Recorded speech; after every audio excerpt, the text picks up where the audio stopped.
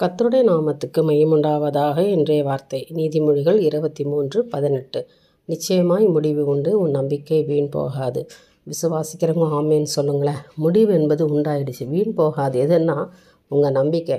நீங்கள் ஆண்டவர் பேரில், ஆண்டவராக இயேசு கிறிஸ்து பேரில் நம்பிக்கையோடு விசுவாசமாக இருப்பீர்கள் என்றால் முடிவு என்பது உண்டு. அதாவது உங்கள் வாழ்க்கையில் ஆண்டவர் எதை முடித்து வைக்கணுமோ, எதெல்லாம் செய்யணுமோ, எதெல்லாம் கொடுக்கணுமோ அதெல்லாம் ஆண்டவர் செய்வார். உங்கள் நம்பிக்கை வீண் போகாது என்று அர்த்தம்.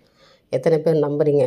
கர்த்தர் பேரில் விசுவாசிக்கிறீங்களா? என் தேவன் எனக்கு ஒரு அதிசயம் எனக்கு செய்ய முடியும், என் வாழ்க்கையில் செய்ய முடியும், நான் வேலை செய்கிற இடத்துல எனக்கு செய்ய முடியும், ஒரு அதிசயத்தை தேவன் செய்ய முடியும் என்று நம்புறீங்களா? ஒரு ஆமேன்னு சொல்லுங்கள்.